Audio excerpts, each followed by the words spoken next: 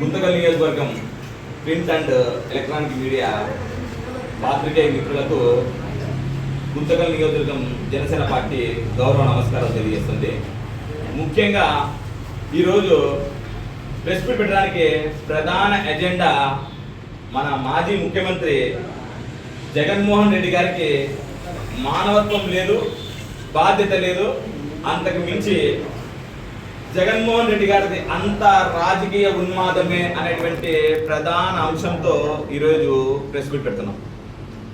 ముఖ్యంగా ఈరోజు జగన్మోహన్ రెడ్డి గారి ఆలోచన విధానాన్ని చూస్తే ఓన్లీ క్రూరత్వం మాత్రమే కనపడుతుంది, మరి ఏది కనపడదు.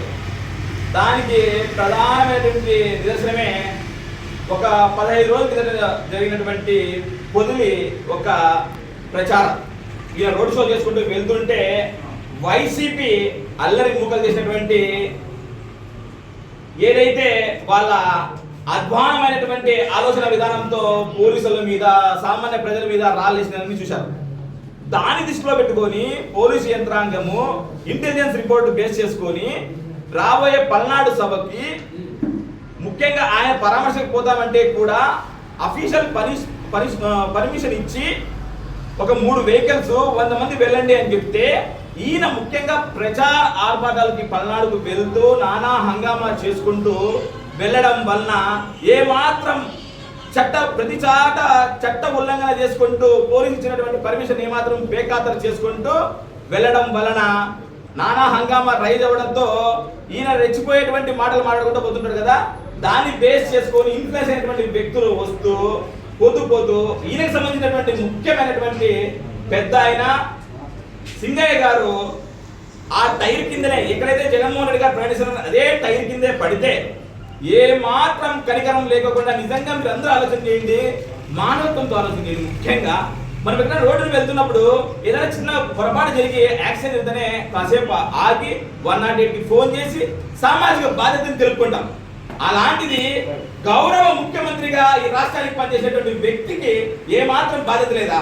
డ్రైవ్ చేస్తున్నది కూడా పోలీస్ డిపార్ట్మెంట్ సంబంధించినటువంటి వ్యక్తే. అంటే ఈయన ఎట్లా ఇన్ఫ్లుయెన్స్ చేస్తాడు? ఈయన ఆలోచన విధానంతో ఆఖరికి అధికారులు కూడా కూలీడైపోతున్నారు. మీరు ఆలోచన చేయండి, నీటిగా బండి మీద కింద పడినప్పుడు ఈ తల పడినప్పుడు అర్థం కాదా? అవునా, కాసేపు ఆగుదాము, దిగి వెయిట్ చేసి ఆయన ఏదో 108 పంపిద్దాము, తర్వాత కార్యకర్తలు పరామర్శించి వెళ్దామనేటువంటి కనీసం మానవత్వం లేదా? ఎంత క్రూరమైనటువంటి ఆలోచన విధానంతో వెళ్తున్నాడో ఒక్కసారి గౌరవ ప్రజలు, పాత్రికేయ మిత్రులు, ప్రజాస్వామ్య వాదులు అందరూ ఆలోచన చేయాలని చెప్తున్నాను. ముఖ్యంగా గౌరవ పదవుల్లో, ఉన్నతమైనటువంటి పదవుల్లో పనిచేసిన వాళ్ళు ఆలోచన చేయాల్సిన విధానం ఏంటి? మనకి చాలా మంది ఇన్ఫ్లుయెన్స్ అవుతుంటారు.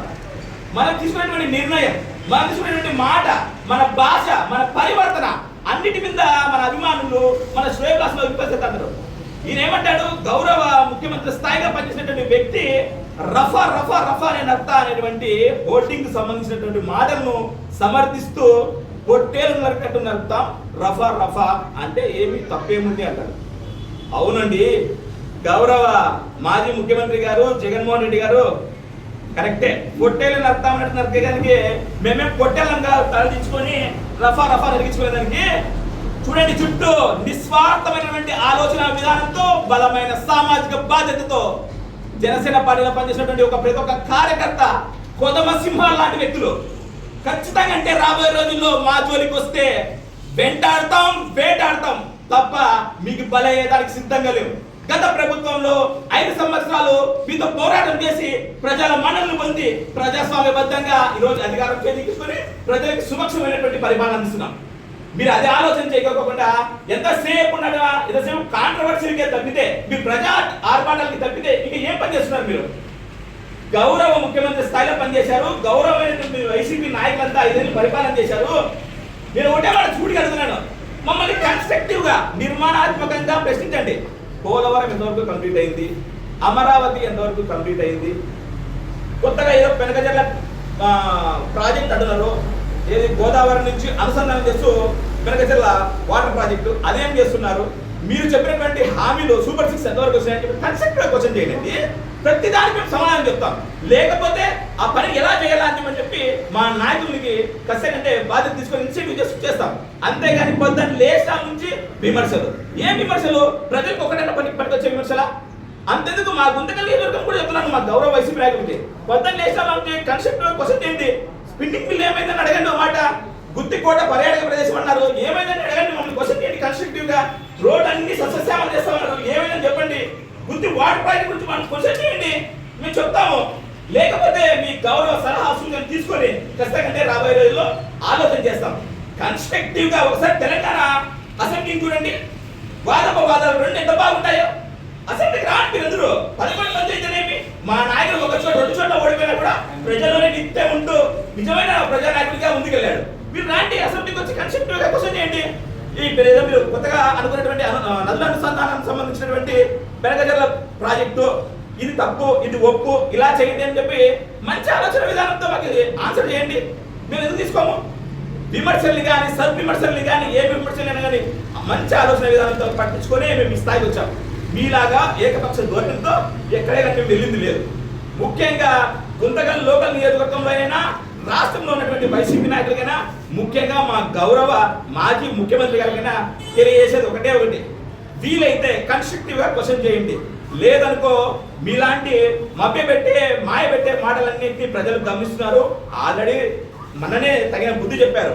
మరీ కూడా మీరు అలాంటి ఆలోచనతోనే వెళ్ళారంటే ఖచ్చితంగా మిమ్మల్ని అంతకన్నా కిందికి చేస్తానని చెప్పి గౌరవంగా తెలియజేసుకుంటూ, ముఖ్యంగా ఈ రాష్ట్రంలో గౌరవ ముఖ్యమంత్రి శ్రీ నారా చంద్రబాబు నాయుడు గారు, ఉప ముఖ్యమంత్రి శ్రీ కోదెల పవన్ కళ్యాణ్ గారి సారథ్యంతో, ముఖ్యంగా భారత జాతి ముడి బిడ్డ నరేంద్ర మోడీ గారి అద్భుతమైనటువంటి సహకారంతో ఎన్ని అమరావతిని నిలుపుకున్నాం, పోలవరాన్ని కంప్లీట్ చేసే దిశగా వెళ్తున్నాం, కొత్త ప్రాజెక్టులు తీసుకొని వస్తున్నాం. మరీ ముఖ్యంగా ప్రపంచం గర్వించదగ్గ ఆలోచన విధానంతో మా నాయకుడు శ్రీ కోదెల పవన్ కళ్యాణ్ గారు పంచాయతీరాజ్ వ్యవస్థని గిన్నిస్ బుక్ రికార్డుకి సుమారుగా 12,326 గ్రామ సభల్ని పెట్టి అందరికీ మార్గదర్శకంగా నిలబడ్డాడు. ఇలాంటి ఆలోచన విధానంతో ముందుకెళ్తున్నాం. 2047 స్వర్ణాంధ్రప్రదేశ్ దిశగా ఆంధ్రప్రదేశ్ అడుగులు వేస్తుంది. దీనికి కూటమికి సహకరించినటువంటి ప్రతి ఒక్క గౌరవ పాత్రికేయ మిత్రులకు కానీ నాయకులకు కానీ ప్రజా సంక్షేమ వాదులకు కానీ ప్రజాస్వామ్య వాదులకి ముఖ్యంగా ప్రేరణ హృదయపూర్వక కృతజ్ఞతలు తెలుపుకుంటూ, ఏదేమైనా ఈ అద్భుతమైనటువంటి అవకాశం ఇచ్చినటువంటి మా గుంతకల్ నియోజకవర్గం జనసేన పార్టీ శాఖకి ముఖ్యంగా పార్టీ మిత్రులకి నా గౌరవ నమస్కారాలు తెలుపుకుంటూ సెలవుతున్నా. జై హింద్, జై భారత్.